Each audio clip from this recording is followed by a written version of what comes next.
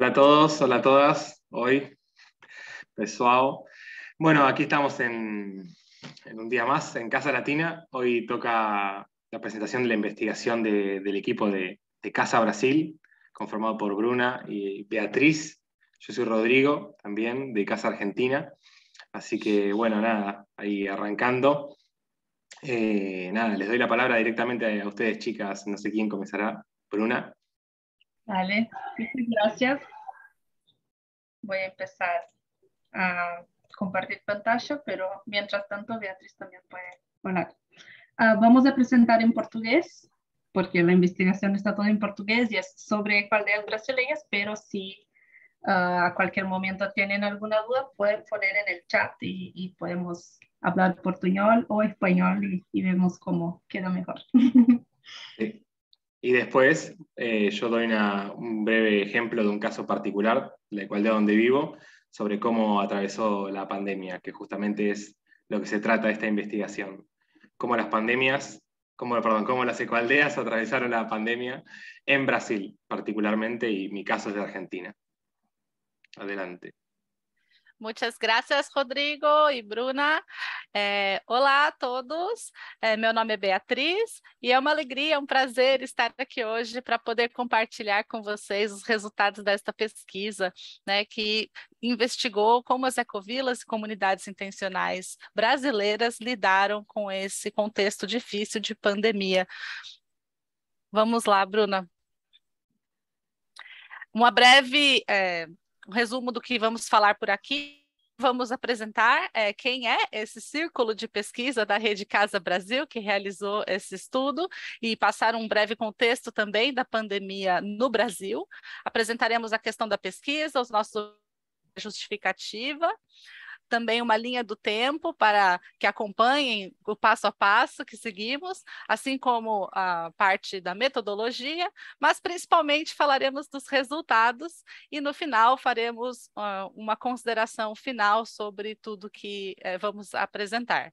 Também faremos um convite para continuar essa pesquisa daqui para diante e agradeceremos todos que nos ajudaram. O Círculo de Pesquisa da Rede Brasileira de Ecovilas atualmente tem 12 investigadores e cada um deles está aqui em diferentes partes do nosso país. A Bruna é a estudante do nível de mestrado e eu no doutorado, e estamos bem distantes. Ela está no sul do Brasil e eu no estado de São Paulo, né? E nossas pesquisas acadêmicas na universidade não estão relacionadas. Vale dizer aqui que todos esses pesquisadores e investigadores são pessoas que se reúnem online com uma certa frequência para falar sobre seus estudos e também fazer investigações conjuntas, mas isso tudo é um trabalho voluntário, é algo que nós fazemos no nosso tempo livre e não tem nenhum financiamento específico para esse tipo de trabalho por enquanto. Então, o Círculo de Pesquisa faz parte da Rede Casa Brasil, que é também composta por um Círculo de Educação, um de Membresia e um Círculo de Comunicação. A Rede Casa Brasil é uma das redes nacionais da Rede Casa Latina, e a Rede Casa Latina é uma das redes continentais da GEN, a Global Ecovillage Network, a rede global de ecovilas. Então, nós estamos falando de uma comunidade de comunidades, e nós somos do Círculo de Pesquisa, então, da Rede Casa Brasil, conectados à Rede Casa Latina. Então, para contextualizar a pandemia, né, no Brasil, em março de 2020, a Organização Mundial da Saúde declarou a pandemia, e o Brasil declarou SPIN, que é a Emergência em Saúde Pública de Importância Nacional.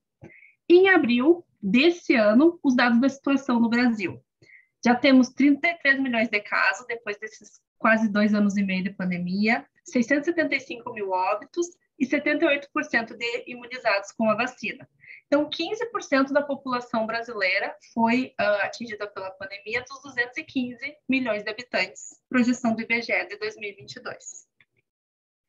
E a questão da nossa pesquisa foi: em que medida essa situação disruptiva altera ou fortalece a estrutura organizacional e os processos socioculturais, econômicos e ecossistêmicos Nas comunidades intencionais que se identificam como ecovilas no Brasil, com o objetivo de compreender como as comunidades intencionais das ecovilas brasileiras responderam emergencialmente e como elas têm lidado desde então com os riscos e os efeitos das múltiplas crises que foram intensificadas pela pandemia. E por isso, então, nós, enquanto Círculo de Pesquisa da Rede Casa Brasil, propomos uma pesquisa de âmbito nacional para coletar as informações que possam ser compartilhadas entre as comunidades e também difundidas para a sociedade de uma forma mais ampla e também para as outras redes, né? Como hoje estamos aqui finalmente compartilhando com a Rede Casa Latina. E isso tudo começou em julho do ano passado, quando percebemos que era um momento de elaborar um projeto de pesquisa que foi discutido com todos os integrantes do círculo, mas que foi feito principalmente pela Bruna, por mim e com orientação da doutora Rebeca Reusen, que também faz parte do grupo, que estava ali no centro do Brasil, em Goiás. E aí isso demorou quase 2 meses e depois que estava preparado, incluindo a construção de perguntas, né, um questionário, foi utilizado para a coleta de dados diretamente com as comunidades. E aí tivemos um pequeno recesso no mês de janeiro e depois continuamos trabalhando, fazendo a análise, né, a sistematização desses dados e, por fim, começamos a redigir aí os resultados, então, dessa análise. E em julho, nós já tivemos a oportunidade de fazer uma comunicação dessa pesquisa na Dinamarca, na conferência da International Communal Studies Association. Então, aqui tem o avião, né? Nós saímos do Brasil, fomos para lá apresentar no evento híbrido, e agora, em agosto, estamos aqui no ECO, fazendo também essa comunicação em português. Então, nós nos inspiramos num estudo que foi feito pela FIC, que é uma rede de comunidades que tem no hemisfério norte, e a partir de lá nós fizemos adaptações para o contexto brasileiro, e isso foi a parte de elaboração do projeto de pesquisa, que foi a parte inicial. E aí a parte prática foi realmente identificar o cadastro das comunidades na Rede Casa Brasil, entrar em contato e aguardar, fazer o convite para que respondessem, aguardar as respostas e aí sim trabalhar com esses dados então que foram coletados pelo questionário online. E agora vamos ver um pouco melhor como que foi esse questionário. Ele tem 3 partes, né? Então, a primeira sobre quem está respondendo, e esses dados eles estão em sigilo, né? Não foram identificadas as pessoas que responderam publicamente, mas as comunidades sim. E o mais importante, a terceira parte, né? O Covid nas comunidades. Então, o que aconteceu? Com 10 questões de múltipla escolha e 8 questões discursivas, né, em que as respostas foram por escrito. Nós tivemos um trabalho de divulgação primeiro por e-mail e depois também pelas redes sociais. Também teve uma live que o Casa Brasil promoveu sobre a pandemia e aí divulgou, né, o convite para responder o questionário e também uma chamada pública com post no Instagram da Rede Casa Brasil, um flyer especialmente dedicado para o questionário. Então, aqui a gente tem do lado esquerdo o live da live e o do lado direito sobre o questionário. Então, agora vamos passar para a parte mais importante, né, dessa nossa apresentação hoje, que são os resultados dessa pesquisa. Então, primeiro eu vou falar um pouquinho sobre os resultados das comunidades, né, e depois a gente vai enfocar na Covid, na pandemia, nessas comunidades. Então, as comunidades, né, que responderam o nosso questionário foram 12, e 9 delas são consolidadas e 3 estão em fase de planejamento. Então, na análise sobre Covid nas comunidades, a gente se ateve a essas 9 que já são consolidadas, porque a gente queria realmente saber sobre a pandemia no viver em comunidade, né? E não nessas que estão ainda em fase de planejamento, então o pessoal ainda não vive junto. Então, mapeando nessas comunidades, em amarelinho, os pontos pequenos, são todas as comunidades que estão cadastradas na Rede Casa Brasil, são 88 registros. Em laranja, grande, vocês estão vendo as 9 comunidades consolidadas, e em azul, as 3 em planejamento, que a gente não vai analisar os dados junto com as outras. E das consolidadas, o que a gente pode observar é que tem pelo menos uma em cada região do Brasil. Então, apesar da amostra não ser representativa, né, numericamente, ela é ilustrativa do movimento brasileiro das ecovilas. As comunidades, então, que participaram da pesquisa, 1/3 delas é bem recente, tem entre 5 e 10 anos, e 44, mais da metade, tem mais de 30 anos, tendo uma entre 11 e 20 e outra entre 21 e 30 anos. Então, uma boa também distribuição de tempos de existência entre essas 9 comunidades que participaram da pesquisa. E sobre o número de moradores das comunidades, né, nós tivemos mais ou menos 50% das comunidades que participaram são pequenas e 50% grandes. Então, indo desde comunidades com 5 pessoas até comunidades com 700 pessoas, moradores. Sobre a localização relativa das comunidades, então, né, metade das comunidades é rural remota, né, afastada da zona urbana, e a outra metade é rural periurbana, próxima da zona urbana. Não tivemos nenhuma comunidade suburbana ou urbana participando da pesquisa. Então, todas são rurais, com a diferença se são remotas ou se estão próximas a alguma cidade.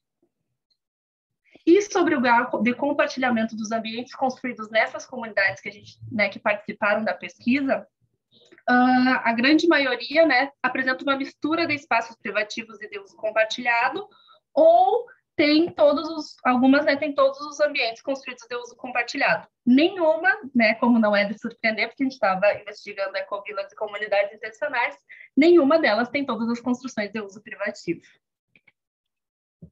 Então, agora vamos ver como que o Covid foi lidado nas comunidades.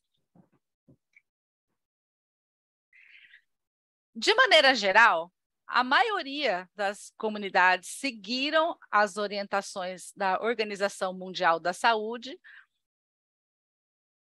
ou totalmente, 2 delas, ou parcialmente, 4 delas. Somente 3 tiveram uma gestão um pouco mais mista, em que a parcela individual da tomada de decisão existia de uma maneira mais significativa. Porém, é importante perceber que nenhuma comunidade nos disse que discordava das orientações da Organização Mundial da Saúde, né? Então, isso demonstra um certo perfil aí de alinhamento, né, das comunidades brasileiras com as recomendações oficiais em relação a essa doença.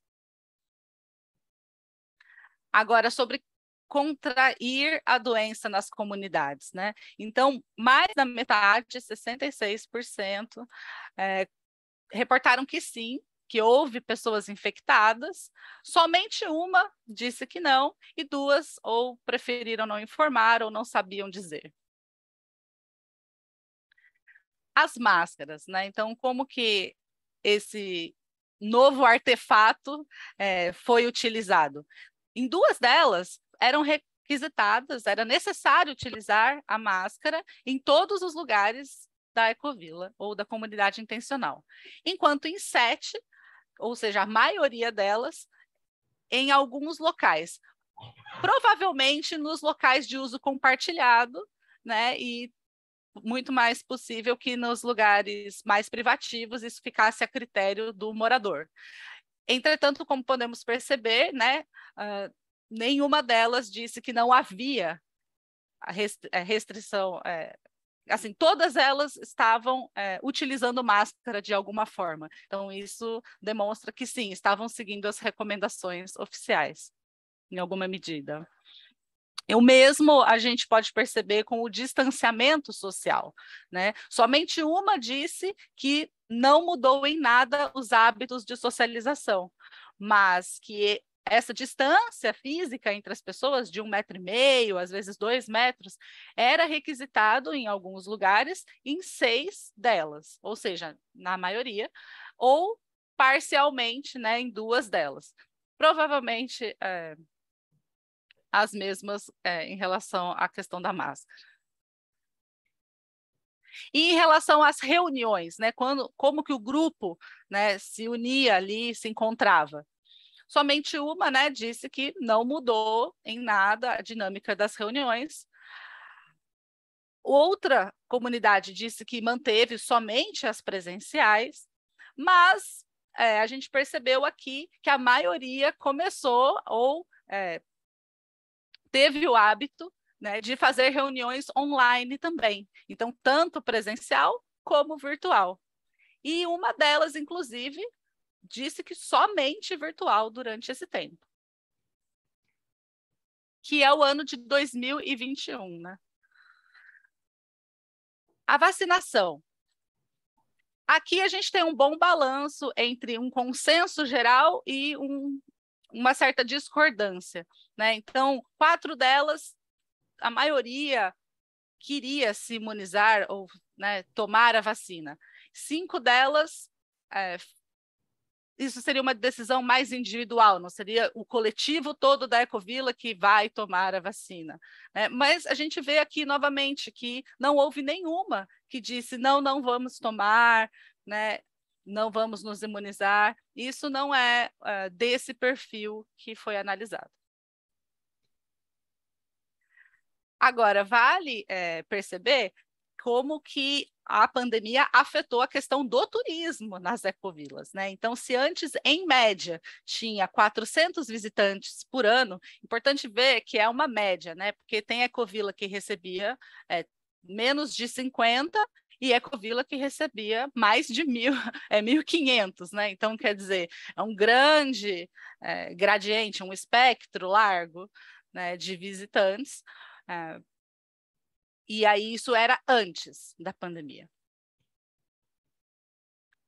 Durante a pandemia, muitas continuaram recebendo visitantes, sim. Somente uma, sem nenhuma restrição ou precaução, mas a maioria, 5 delas, sim, com precauções, né, com a obrigatoriedade de seguir, né, alguns procedimentos que a própria Ecovila já estava seguindo no seu viver coletivo. Mas 3 delas fecharam totalmente para a visitação e estavam com a perspectiva de reabrir. E então isso demonstra que tinha um certo otimismo, né, em relação à situação da pandemia, porque não tivemos nenhuma resposta do tipo não vamos reabrir. Não, mesmo as que fecharam, que sabiam que em algum momento estariam abertas aos turistas novamente no futuro. Provavelmente agora já estão. E se isso também mudou em relação ao número de pessoas que moram na Ecovila, né? Então, somente uma disse que não mudou em nada, mas em 3 delas houve diminuição, assim como em outras 3 aumentou. Então, ao mesmo tempo que pode reduzir, também pode aumentar o número de pessoas morando na Ecovila. E 2 realmente não souberam dizer, né, quantificar para nós.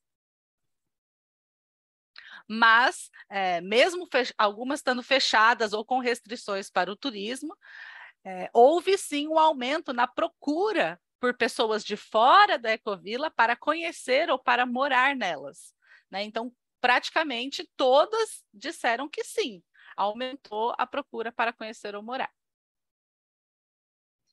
E onde, né, que então as comunidades buscavam informações? Eles relataram para a gente que eles iam atrás dos órgãos oficiais, OMS, Ministério da Saúde do Brasil, as grandes mídias, imprensa nacional e internacional, e por redes sociais.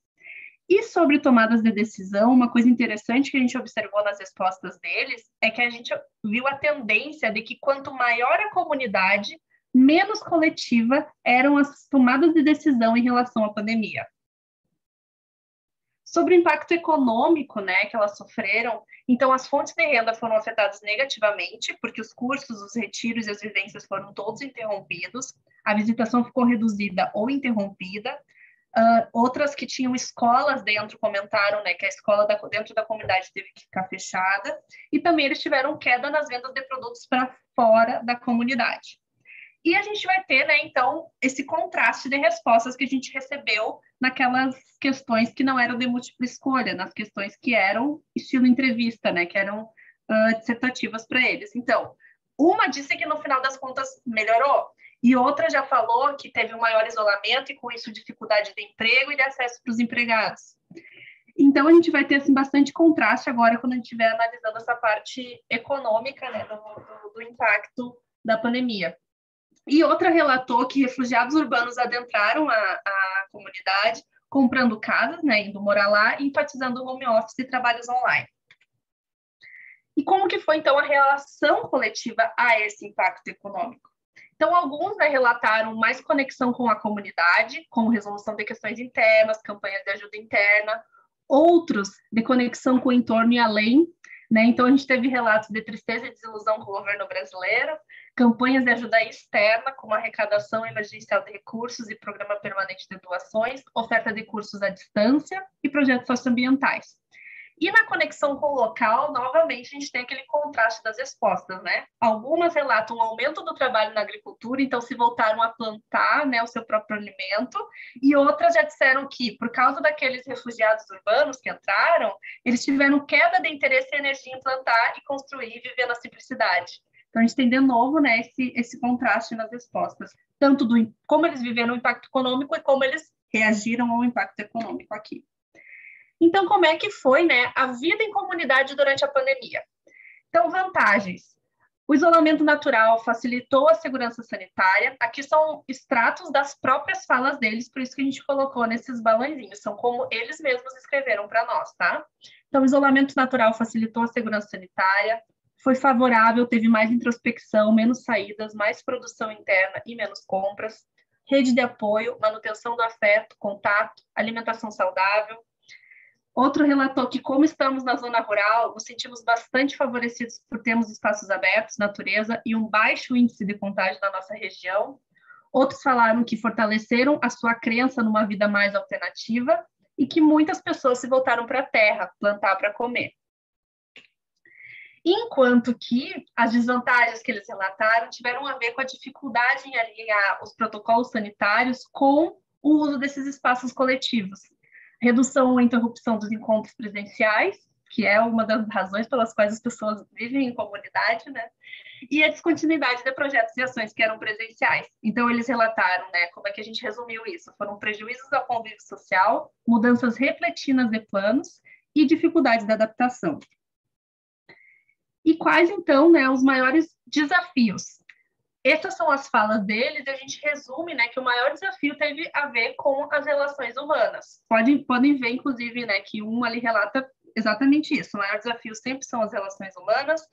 Em vermelho, em roxo também a gente vai ter ali, ó, o maior desafio com certeza foi a incerteza em relação às relações humanas, porque eles não sabiam se eles poderiam ou deveriam estar convivendo com as outras pessoas ou não. Então, aquele medo, né, inicial mesmo. Aprender a realmente viver mais isolados do que já somos, outros disseram. E daí já tem aquela mesma comunidade que respondeu antes sobre os refugiados urbanos e que então diminuiu o interesse naquela comunidade de plantar e viver na simplicidade. Aqui eles trazem como um desafio que não existe comunidade intencional que resista à especulação imobiliária e aos novos chegantes ricos com hábitos e interesses desconectados da verdadeira sustentabilidade. Então, né, conflitos realmente na visão do mundo das pessoas. Né, tivemos novamente outra comunidade se referindo de novo ao governo, né, desilusão com o desgoverno deste país. E quais as lições que eles aprenderam, né, nesse período? Então, sobre as relações humanas, né, foram cooperação, entendimento, autogestão e comunicação, e de subsistência, estudos, agricultura e busca por autossuficiência. Então, aqui nas palavras deles, né, eles falaram em resiliência, adaptabilidade, cuidar mais de si e da família, bem, né, de novo a gente já sabe de quem é, porque vai conectando uma resposta na outra, né, aqui falaram em votar melhor, inclusive daqui a pouco tem eleições no Brasil, falta pouco, em outubro, melhorias de autogestão e de prática na comunicação não violenta, E, né, um relato maior aqui em azul, dizendo que é realmente necessário e urgente pensar outros modos de vida do que o moderno para situações como essa. Estar na zona rural plantando em meio à natureza já é um começo. Então, para desenvolver resiliência diante da possibilidade de outras futuras pandemias, a gente pediu, né, para eles nos dizerem o que eles achavam que a comunidade precisava, né, para pensando em outros futuros acontecimentos como esse, né? Outras crises. Então, eles falaram em ser mais autossustentáveis, em promover mais autoconsciência e responsabilidade, em programas de conservação e regeneração ambiental, autogestão, presença digital, economia comunitária e fortalecer a agroecologia, plantar sua própria comida e gerar renda interna, seguir as práticas espirituais e ir pela ciência. E, infelizmente, né, uma das comunidades que participou da pesquisa nos respondeu nada, porque a teia comunitária está se desfazendo. Foi uma comunidade que, infelizmente, por causa da pandemia, ela terminou, ela acabou. E vocês podem ver que, então, aqui eu e a Beatriz, a gente escolheu cores para ir pintando as palavras que eles foram usando. Por quê? Porque a gente conseguiu, né, como conclusão, assim, inicial, a gente viu nessas respostas deles para desenvolvimento e resiliência, a gente viu as 4 dimensões da sustentabilidade em Ecovilas, né, como é colocado pelo Gaia Education e pela Jen. Então, por isso, a gente já foi caracterizando ali, né, na mandala das dimensões da sustentabilidade. Então, por isso, a gente usou essas cores nas respostas que eles nos deram. E, só para, então, terminar esse pedaço, falar também sobre os saberes compartilhados, novos produtos e experiências que surgiram por causa da pandemia, né? Uma das ecovilas participantes, Terra Luminous, criou uma nova experiência que se chama Floresta que Cura, de vivência na natureza, o Naturezário. Eu vou colocar depois o link também aqui no chat para vocês darem uma olhada. Então, foi algo que surgiu para focar em saúde e bem-estar depois de todos esses episódios, acontecimentos. Então, depois de todos esses gráficos, né, vamos fazer aqui um resumo geral do que foi falado. Então, em termos de quantidade, né, 10% das comunidades cadastradas na rede Casa Brasil responderam o questionário. Ele ficou também não muito tempo disponível, mas a gente sabe que, embora não seja uma pesquisa que possa ser representativa, ela nos dá uma boa visão geral. Por quê? Como nós vimos no mapa, elas estão bem espalhadas geograficamente. A gente vê na caracterização das comunidades que elas variam em número e tempo de existência, né? Que elas têm, então, uma boa diversidade, que nos dá uma ideia geral, então, sobre como as ecovilas estão aí lidando com a pandemia no nosso país. E, além disso, é sempre bom lembrar que alguém que respondeu esse questionário é um representante do grupo. Pode não refletir exatamente a visão do grupo inteiro, né, de uma maneira perfeita. Porém, ela é bastante importante para nos dar essas informações em primeira mão, né, como se nós estivéssemos ali conversando, principalmente nas respostas por escrito. Então, a gente percebeu que a maioria das comunidades seguiu parcialmente ou até totalmente as orientações oficiais da Organização Mundial da Saúde. 1/3 delas se fechou para visitação, enquanto metade continuou recebendo os visitantes com precauções. Então, houve um cuidado não só com o grupo de moradores, mas também com as pessoas que chegavam ali para conhecer ou até desejando morar lá. Houve tanto diminuição como aumento de população dessas ecovilas na mesma proporção, né? Então, não dá para concluir que a pandemia realmente diminui ou aumenta o número de moradores, né? É uma dinâmica que continua acontecendo com ou sem pandemia. Mas o número de interessados em conhecer ou morar nessas comunidades aumentou, sim, né? O que nos diz muito sobre o modo de vida que temos em grandes cidades, por exemplo, né, em contraste com essa vida em comunidade. E no caso do Brasil, especificamente em comunidades rurais. E os processos de tomada de decisão em relação à pandemia, o que fazer, né? Eles tiveram uma tendência de ser menos coletivos em comunidades em que os grupos eram maiores. Então, aí fica a dúvida se houve uma dificuldade maior em se comunicar por conta do isolamento social, da máscara ou coisas assim, ou se havia mais dificuldade de encontrar um consenso mesmo, né? Por ser um grupo maior e ser um assunto totalmente novo, diferente, envolver medo, né? Questões desconhecidas. Então, ficamos aí em aberto com essa questão, mas a tendência foi demonstrada pelos dados. E houve impactos socioeconômicos da crise sanitária, não somente impactos na saúde, né, física. Então, isso levou as comunidades a refletir sobre o contexto político e institucional brasileiro, com muitas críticas ao jeito que o governo do nosso país estava lidando, ou não estava lidando com o assunto, e foi destacada a importância de se ater aos conhecimentos da ciência, né? Então, as comunidades buscaram se informar, né? E buscaram também melhorar a sua alimentação, principalmente com o cultivo agroecológico, e aumentando a qualidade do convívio social e da cooperação entre os moradores. Inclusive, foi mencionada a comunicação não violenta como uma ferramenta muito útil para isso. E também percebemos que houve uma solidariedade não só interna, mas também externa, né, com iniciativas que buscavam ajudar os vizinhos, os moradores da cidade em que a Ecovila está, né, não somente a ajudar a própria comunidade, mas também quem está ao seu redor na região, né, na biorregião. E, de maneira reativa, houve fortalecimento de grupos que conseguiram se adaptar a esse novo contexto, com novas iniciativas, como a da Floresta que Cura, né, e outros negócios que começaram a acontecer, ou meios de subsistir, né, dentro das comunidades. Porém, a gente viu que uma das coisas foi a descaracterização ou o encerramento da comunidade. Por quê? Porque pessoas com um perfil diferente do que originalmente configurou a Ecovila, né, começaram a alterar, então, a maneira de se viver lá, até que em uma delas não foi mais possível viver nesse coletivo, né?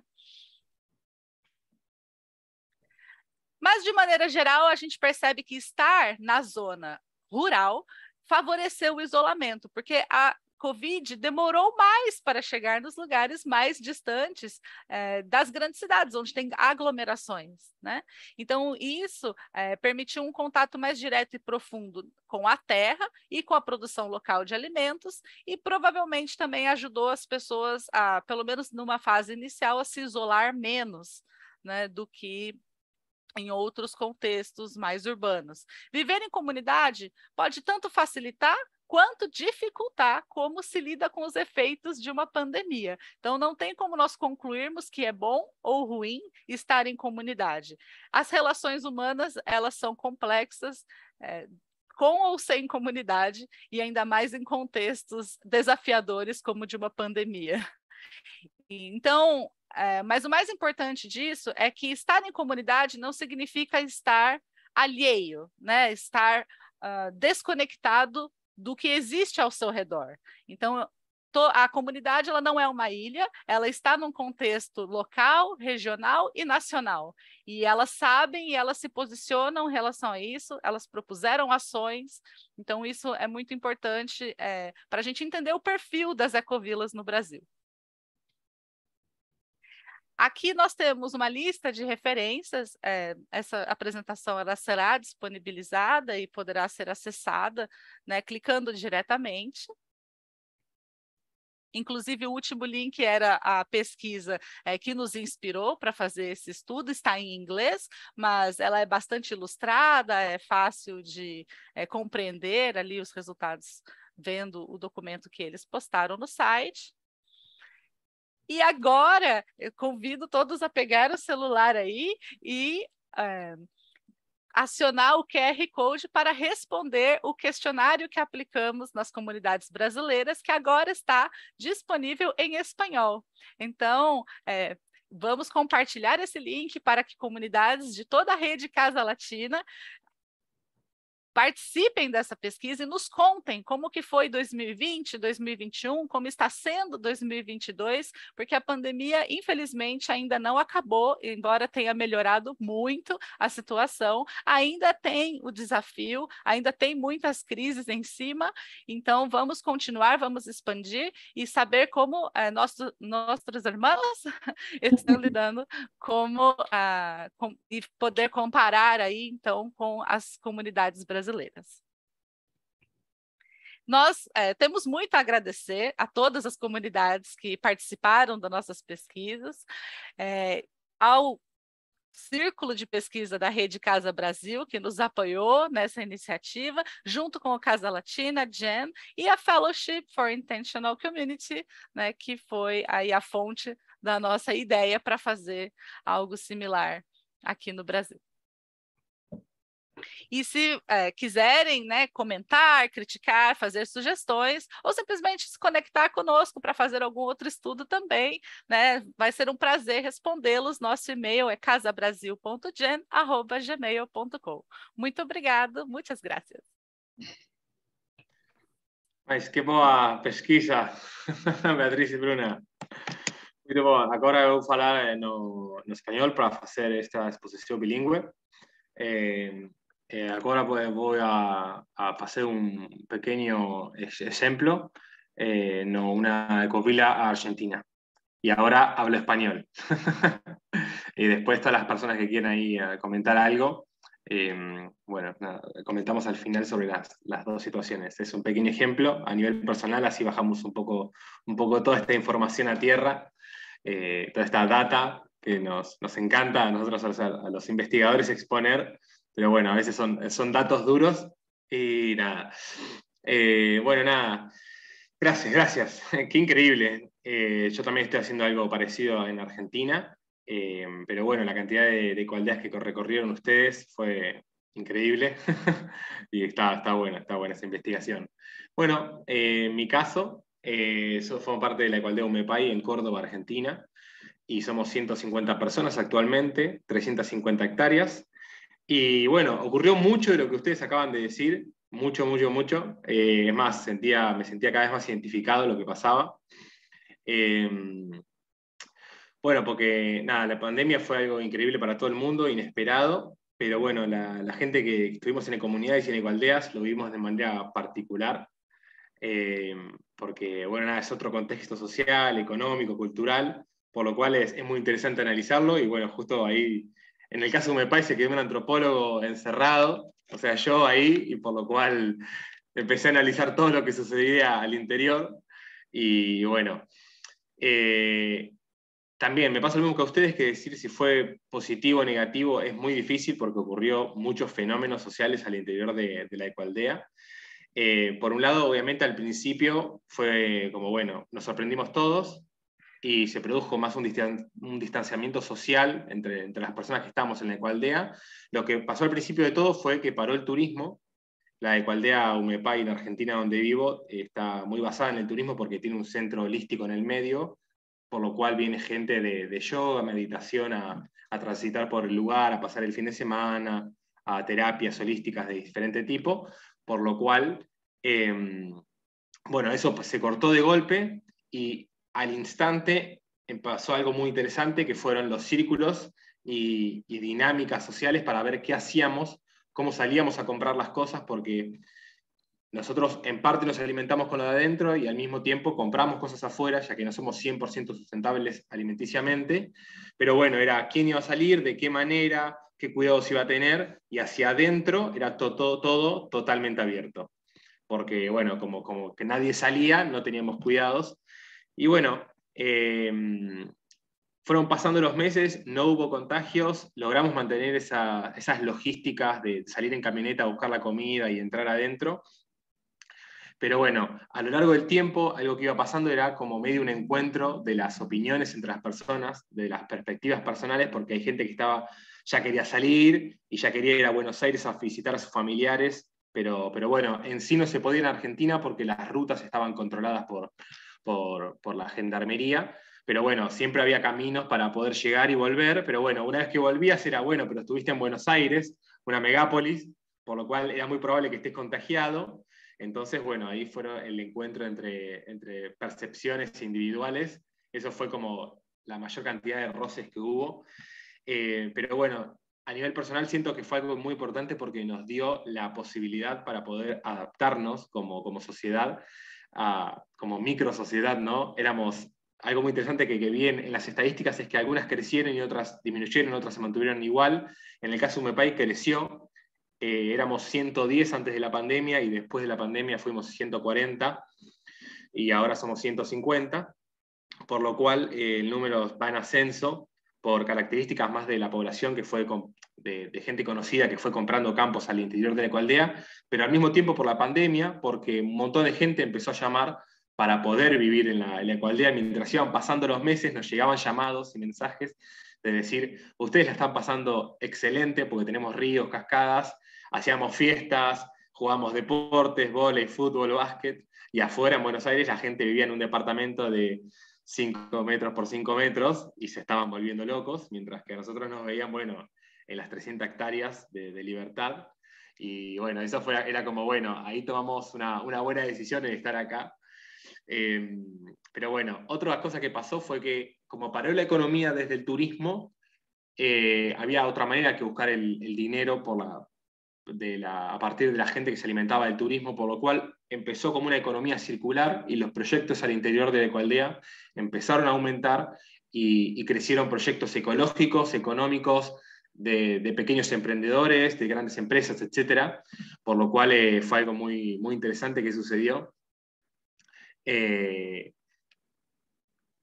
Empezó de todo, por ejemplo, uno de los proyectos más importantes fue Bosques de Agua o la Granja Alimento, que al principio era un proyecto más pequeño, más de alimento al interior de la Ecoaldea, pequeña cantidad de huertas, y después fue aumentando, recibió un dinero extra y ahora, bueno, es un gran proyecto que representa a UMEPAI, pero todo esto fue sucediendo en estos 2-3 años últimos, que nada, gracias a la pandemia todos nos fuimos apoyando, digamos, todas las personas que estábamos adentro, fuimos apoyando los proyectos que ahí sucedían, así que lo notamos como algo muy positivo lo que sucedió, por más que paró el turismo, empezaron las fiestas, los encuentros, un vínculo más profundo, pero bueno. Y con respecto a la información, si agarrábamos más la ciencia u otro tipo más de opiniones, varió mucho. Hay gente que acató mucho la ciencia y otras personas que estaban más con otro tipo de ideología, más libertarias, más de no creer en la pandemia, otros creían totalmente, como que eso fue variando dependiendo del núcleo personal de cada uno. Como la Ecoaldea está dividida en que cada uno tiene su hectárea y hay espacios en común, pero cada uno tiene su espacio, cada uno pudo establecer al interior de su hectárea, de su campo, las reglas que quería. Hay personas que invitaban a todo el mundo y hay gente que no invitaba a nadie y durante 2 años no recibió visitas y recién ahora estaba saliendo, digamos, de vuelta a las actividades sociales. Así que eso fue como más de la esfera personal, ¿no? Ya no es, UMEPAI ya no es una comunidad, es decir, ya no comparten todos actividades en común diarias, pero sí semanales, o sea, de fin de semana, de dispersión, de ocio, y ahí es donde cada uno, bueno, tenía la opinión personal de si quería ir a un evento social o no. Así que bueno, eso es más o menos un resumen de lo que fue sucediendo en la Ecoaldea. Fue hermoso poder participar de esa etapa de la Ecoaldea. Ahora justamente el lunes estoy volviendo. Pero bueno, nada, es súper particular haber estado en una comunidad o Ecoaldea en este momento de pandemia. Fue un análisis completamente diferente a mis amigos, por ejemplo, que estaban en Capital, en Buenos Aires. Así que bueno, ahí voy cerrando el resumen de lo que fue mi experiencia personal para poder bajar un poquito a tierra. Bueno, ahora abrimos sección de preguntas y si no, como deseen, chicas. Bueno, gracias por compartir. Ya puedes responder el cuestionario también. Sí, ya lo respondí el cuestionario. Y también abrimos para comentarios. No sé, seguro quiere decir algo.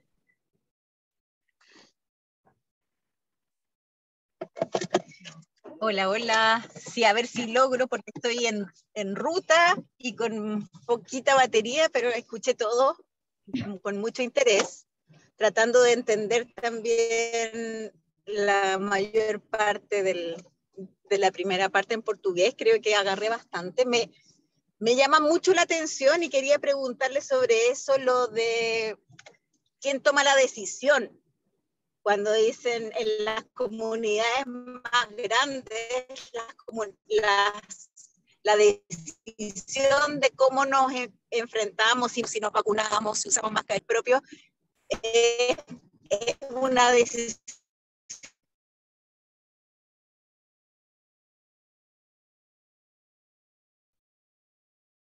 Bueno, se ve que se le cortó, pero enfocaba en eso, ¿no? Sobre cómo toman las decisiones las comunidades más grandes. Quería sondear cómo era percibido, si es que ustedes lograron también ver no solo quién toma la decisión, sino que cómo es percibida esa decisión en la comunidad. Eso por un lado. Por otro lado también la ubicación relativa del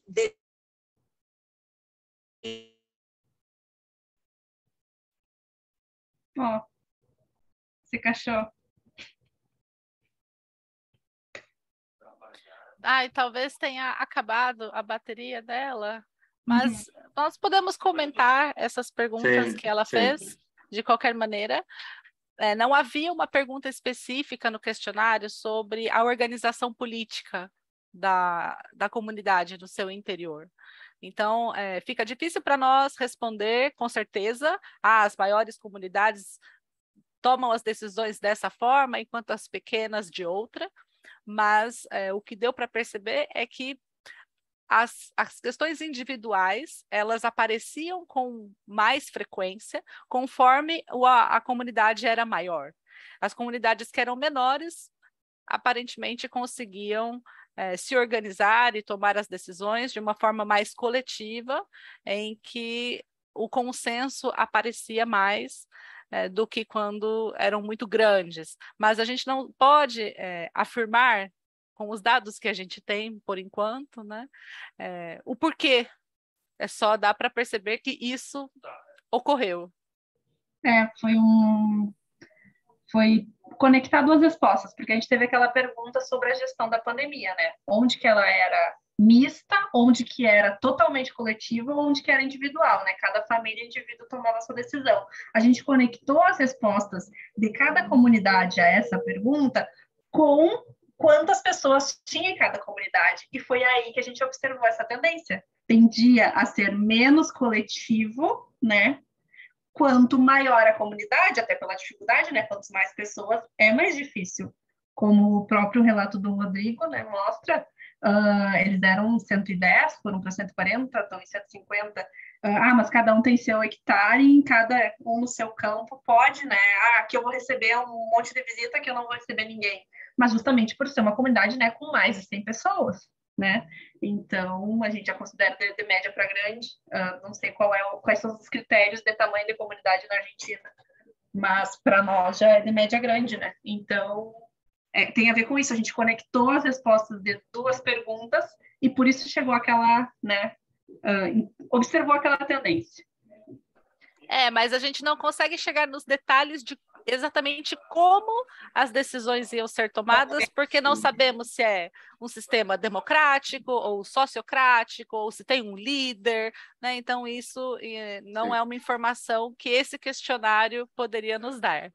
Agora, em relação à localização das comunidades, a gente diz que ela é relativa porque em relação a uma grande cidade, né, um lugar muito urbano. Então, quando a gente fala que é rural, periurbano, é que é uma localização próxima a algum centro urbano, porém não é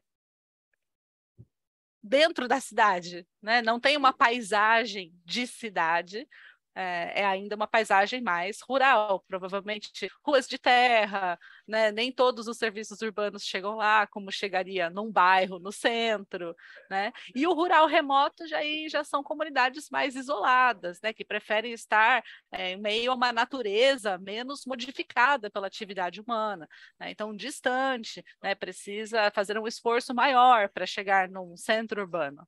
Então, é a razão da gente colocar essa palavra relativo, né?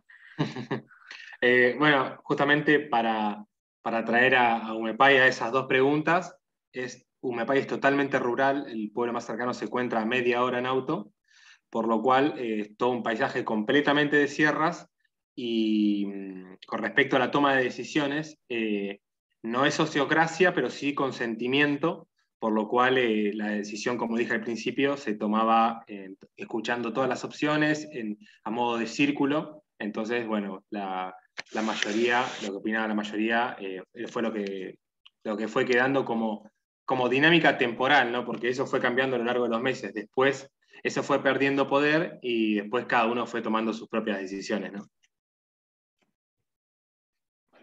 E você, particularmente, Rodrigo, se envolveu com alguma atividade nova que foi criada durante a pandemia? Você poderia compartilhar um pouco disso? Sí, sí, sí, sí. Bueno, como comentaba, aparecieron fiestas, incluso fiestas donde personas de afuera de Umepay vinieron a Umepay para participar de la fiesta. Aparecieron personas de la ecoaldea que ya pertenecían con nuevos oficios, o también empezaron nuevos círculos al interior de la ecoaldea, círculos que antes no estaban activos, que pueden, no sé, abarcar áreas como vínculos, círculos de vínculos para fortalecer, digamos, la conexión entre las personas al interior, y eso antes no existía, o al menos no era tan fuerte. Hubo un desarrollo mucho de los deportes, el deporte como centro unificador de las actividades comunitarias. Incluso se formó el equipo de vóley profesional de la Ecoaldea, que después empezó a competir en torneos de la región de Córdoba, una vez que se renovaron y se reabrieron los torneos de vóley. Así que sí, hubo nacimiento de proyectos en todas las áreas, ¿no? En lo deportivo, en lo cultural, en lo económico, en los emprendimientos de cada uno, porque empezaron varios emprendimientos online, donde las personas hacían elementos materiales y los sacaban al exterior de la ecoaldea, o los vendían al interior de la ecoaldea, o también terapeutas que arrancaron sus terapias online, cuando antes solo lo hacían de manera física, por ejemplo. Así que sí, arrancó una gran gama de proyectos durante la pandemia.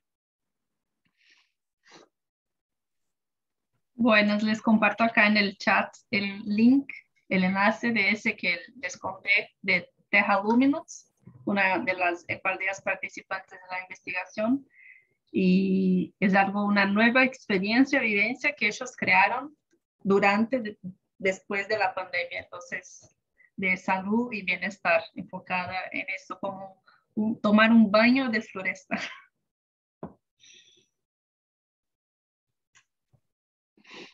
Muy bueno. Porque uma das coisas que provavelmente despertou o interesse maior das pessoas que moram em grandes cidades para uma vida fora da cidade, né, provavelmente seja essa ausência de natureza. O confinamento num apartamento coloca as pessoas numa situação um pouco deprimente. É difícil lidar com não poder estar fora, não tomar sol, né? Além de muitas vezes ser um espaço tão pequeno que você tem que compartilhar 24 horas com outras pessoas, então você também não ter um espaço para si, né? E a natureza nos permite fazer isso, fazer uma conexão mais profunda com quem somos, pois somos natureza, não é? Então, acho que isso indica muito a questão da saúde, né? Que interessante, Rodrigo, trazer a questão dos esportes aqui, que foi algo que não apareceu nas nossas respostas e estavam muito mais conectadas com a questão alimentar. Uhum. E aí também queria saber como vocês tiveram que mudar questões logísticas para fazer as compras, né? Se também começaram a comer melhor porque estavam mais restritos na compra dos alimentos fora, por exemplo? Sí, sí, sí, sí, pues sí, porque al haber mayor desarrollo de huertas internas, los alimentos empezaron a ser más orgánicos que antes. Ya venían siendo en búsqueda de ser 100% orgánicos las compras, pero todavía no era. Estaban alrededor del 50-60% de orgánico los alimentos que se traían desde afuera de la Ecualdea.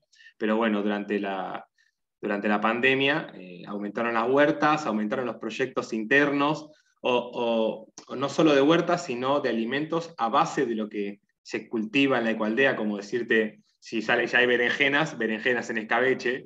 Entonces, todo esa cantidad de productos que pueden nacer de la naturaleza fue en aumento y fue creado por humepayenses, ¿no? por habitantes de Humepay. Así que sí, la alimentación fue subiendo en calidad. Uma das coisas que a gente viu nas respostas foi também a busca pelo conhecimento de como plantar, né, na floresta, ou como plantar de forma orgânica, né, ou de repente havia o interesse dessas pessoas por alimentos que não eram plantados ali antes, e aí para ser, como fazer. Né? Então também esse tempo, né, de dedicação aos estudos para que desse certo uma iniciativa como a horta nova, né? Y algo interesante que sucedió fue que lo comentaste vos en la exposición, que tiene que ver con las acciones que hizo la Ecualdea hacia afuera, como para ayudar más allá de a sí misma, digamos, de cerrarse. Bueno, dentro de UMEPAI está lo que se llama la Fundación UMEPAI, que hace actividades vinculadas a lo social, y cuando arrancó la pandemia lo que hicimos fue buscamos personas que que tengan impresoras 3D, y con eso empezamos a crear máscaras de impresión 3D para poder llevar a los hospitales de las ciudades más cercanas, así las repartían gratuitamente a las personas que no podían acceder a máscaras, digamos, y a los médicos también que estaban faltos de máscaras. Así que sí, hubo un par de proyectos que se iniciaron dentro de la Ecualdea que tuvieron su impacto en el exterior de la Ecualdea.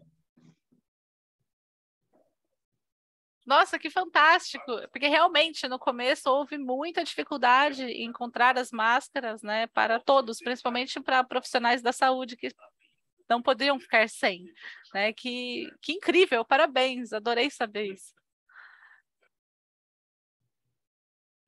E os alimentos também, muitas vezes geram excedentes, né?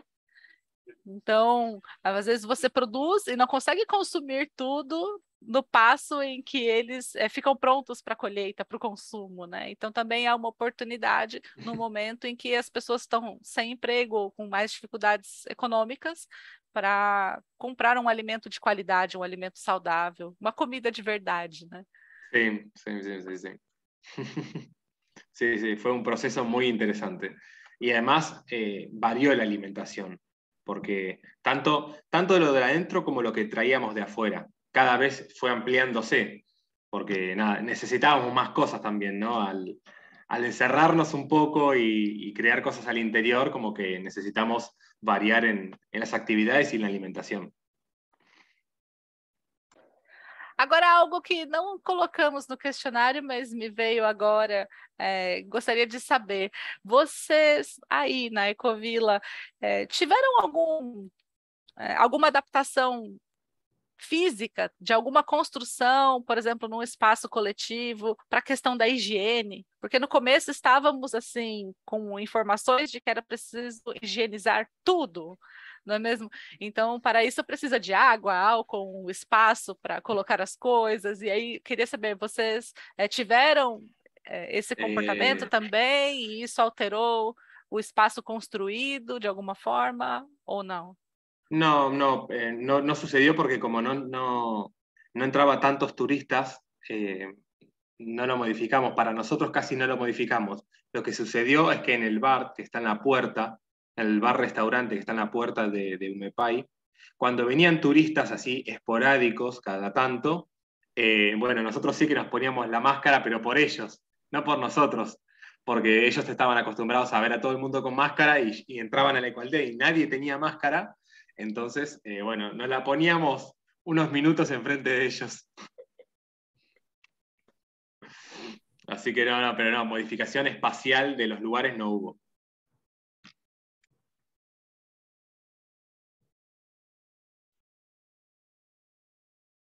Vou colocar aqui no chat o enlace do questionário para quem quiser clicar aqui, não teve a oportunidade pelo QR Code. Nós vamos disponibilizar brevemente, né, ainda este ano, no site oficial da Rede Casa Brasil. Então, aí poderá ser visto em português ali, e aí, conforme o estudo se desenvolver com as comunidades que falam espanhol, né, e aí poderemos fazer o mesmo no site do Casa Latina. Perfecto. Bueno, si no hay más preguntas al respecto, que quieren comentar algo más, chicas, ustedes, o podemos ir cerrando. Nada más. Tenemos ahí a Juan o a Walterio que si tienen algunas preguntas al respecto, si no, ya cerramos. Bueno, fue un gusto, Beatriz y Bruna. Muy buena investigación, espero que continúe porque hay mucho para analizar en el mundo, en las ecualidades del mundo, en torno a cómo van transitando la pandemia, que como bien dijiste, aún no terminó.